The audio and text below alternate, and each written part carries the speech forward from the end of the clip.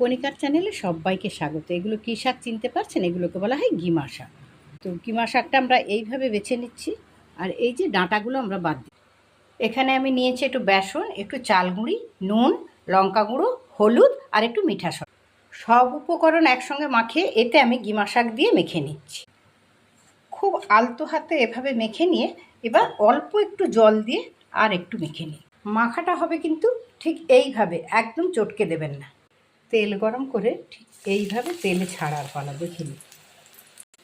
ভাজাটা হবে ঠিক এই রকম, দেখুন একদম গরম ভাতে জাস্ট জমে যাবে। দেখুন বন্ধু, কি সুন্দর গিমা শাকগুলো ভাজা হয়েছে।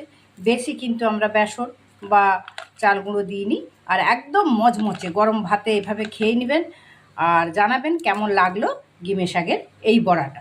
তাহলে আজকে রাখছি বন্ধু, নমস্কার জানিয়ে শেষ করছি। সবাই ভালো থাকুন।